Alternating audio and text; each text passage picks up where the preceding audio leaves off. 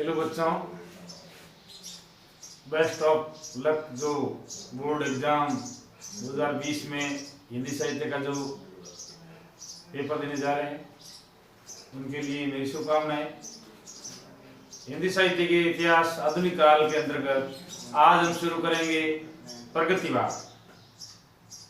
पहले भारतीय युग, द्विवेदी युग और छायावाद के बारे में आप पढ़ चुके हैं। आप उनसे नोट्स पढ़ाइए, याद करिए और प्रश्न बनाइए, कैसे प्रश्न आ सकते हैं उसके बारे में। तब आप शुरू करते हैं प्रगतिवाद। चलिए, प्रगतिवाद की समय सीमा 1936 से 1943 तक मानी जाती है। मार्क्सवाद दुनिया के अंदर एक दार्शनिक समाज सुधारक हुआ था, कार्ल मार्क्स, जिसने दास कैपिटल ग्रंथ की रचना की और कहा दुनिया के मजदूरों एक हो जाओ। जो पीड़ित वर्ग है, जो असहाय वर्ग है, जिनकी पूंजीपति या अन्य जो प्रभावी लोग जिनका शोषण करते हैं, उनकी आवाज उठाने के लिए एक बहुत बड़ा विद्वान हुआ था कार्ल मार्क्स। कार्ल मार्क्स की विचारधारा थी साम्यवाद। साम्यवाद का मतलब होता है समाज के सभी वर्गों की उत्पत्ति के साधनों या उपभोग के साधनों पर समान अधिकार होना चाहिए। जबकि पूंजीवाद में क्या होता है? धन का असमान वितरण। पूंजीपति और पूंजीपति होता है और गरीब होता चला जाता है। तो ये नकारात्मक व्यवस्था होती है अर्थव्यवस्था की, वो पूंजीवाद होती है और वह एक विकसित देश के लिए अच्छी नहीं है। तो जो राजनीतिक क्षेत्र के अंदर जो समरसतावाद कह सकते हैं, सामाजिक समरसता कह सकते हैं, समाज के सभी वर्गों को आगे बढ़ने की जो समानता है वो कह सकते हैं, जो व्यवस्था थी वही हिंदी साहित्य में इस काल में प्रगतिवाद यानी जिनकी आम जन की पीड़ा को, असहाय लोगों को, दुर्बल जनों की पीड़ा को साहित्य के अंदर जो स्वरूप दिया गया, साहित्यकारों ने उस को आधार मानकर जो रचना की गई, उनको प्रगतिवाद कहा जाता है। मार्क्सवाद के प्रवर्तक कार्ल मार्क्स को ही प्रगतिवाद का आदि प्रवर्तक माना जाता है। प्रगतिवाद का आदि प्रवर्तक मतलब उस विचारधारा को लेकर ही हिंदी साहित्य में प्रगतिवाद का प्रादुर्भाव हुआ। राजनीति के क्षेत्र में जो विचारधारा साम्यवाद, एकदम समरसता, समानता की भावना, किसी के साथ धर्म मतलब अर्थ के आधार पर कोई भेदभाव नहीं, सभी को आर्थिक जो संसाधन है सभी का अधिकार होना चाहिए, ये होता साम्यवाद। साम्यवाद मार्क्सवाद के नाम से जानी जाती है। साहित्य के क्षेत्र में वो विचारधारा प्रगतिवाद के नाम से जानी जाती है। हिंदी साहित्य हिंदी प्रगतिवादी काव्य धारा के प्रसिद्ध कवि नागार्जुन माने जाते हैं। इनकी रचना पढ़ी होगी, कई दिनों तक चक्की रोई, चूल्हा रहा उदास, कई दिनों तक काली कुतिया सोई उसके पास। राजस्थान या अपने देश के विभिन्न भागों में पड़ रहे अकाल का बहुत ही अच्छा वर्णन किया है नागार्जुन ने और उस समय की सामाजिक व्यवस्था का।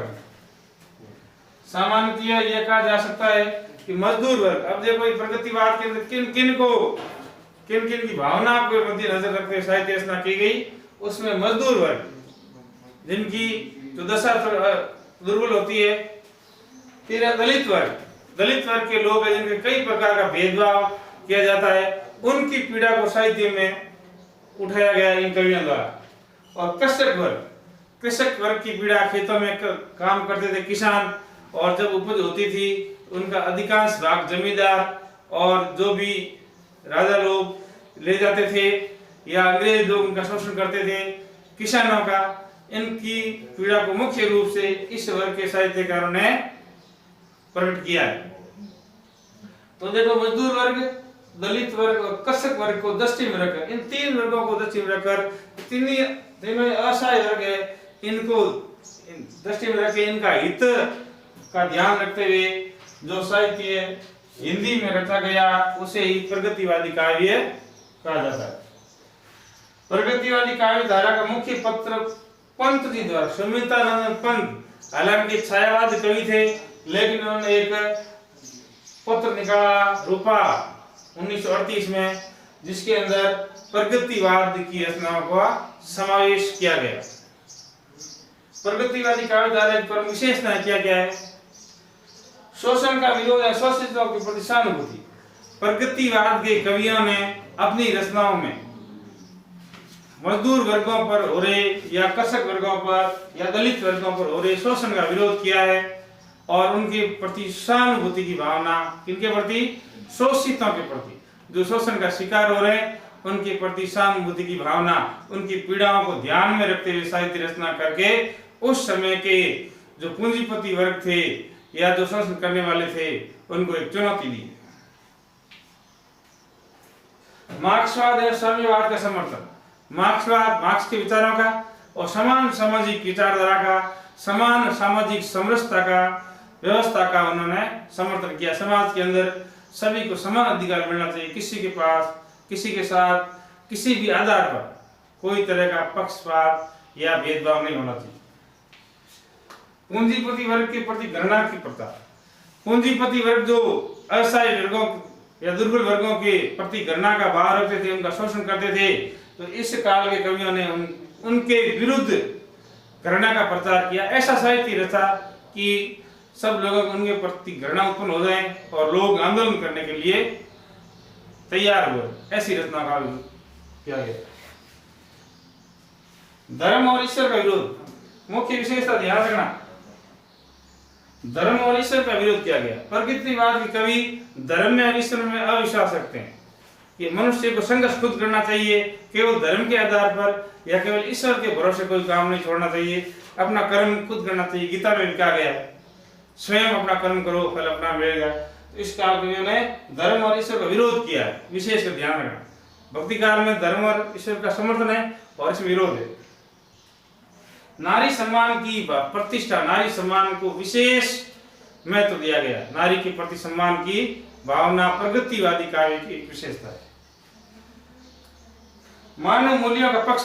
मानव मूल्य होते हैं दया, प्रेम, करुणा, ये सब जो सहानुभूति मनुष्य के जो मूल्य है उनका पक्ष है। ऐसा मनुष्य के अंदर ऐसे गुण होना चाहिए ताकि अन्य लोगों को भी उसका लाभ मिल सके और समाज में एक रूपता बनी रहे, समाज में सौहार्द की स्थिति बनी रहे। ठोस यथार्थ का वर्णन, ये भी मोस्ट पॉइंट है, इसका ध्यान रखना। ठोस यथार्थ का मतलब होता है हकीकत, जो वास्तविक स्थिति है, समाज की वास्तविक स्थिति क्या है। ऐसा नहीं कि पूंजीपति या प्रभावी जो सामंतवाद था उस समय, या राजतंत्र था, उसके दबाव में आकर मुख्य जो चीज होती है वो साहित्य में नहीं होता, ये नहीं था। हकीकत का वर्णन था। ठोस यथार्थ का मतलब होता है हकीकत, वास्तविक जो स्थिति होती है, चाहे भले उसका विरोध हो, चाहे उन पर दबाव पड़े, लेकिन जो वास्तविक एज इट इज जो स्थिति थी उनका वर्णन करना ही ठोस यथार्थवाद कहलाता है। बिल्कुल हकीकत में उसी बातों का वर्णन किया गया जो उस समय समाज के अंदर व्याप्त थी। विश्व बंधुत्व की भावना। अपना भारत हमेशा से विश्व बंधुत्व की भावना का पालन करता आ रहा है। प्राचीन वेदों में और धर्म ग्रंथों में कहा गया वसुधैव कुटुंबकम, अर्थात सारा पृथ्वी अपना परिवार, सारा पृथ्वी अपना परिवार है। ऐसी भावना थी भारत के लोगों की। तो भारतीय संस्कृति बहुत ही मान है विश्व बंधुत्व की भावना। इस प्रगति काव्य में भी विश्व बंधुत्व की भावना का जो रचनाएं हैं उनका विकसित रूप देखने को मिलता है। सामाजिक अंधविश्वास और ऊर्जा विखंडन।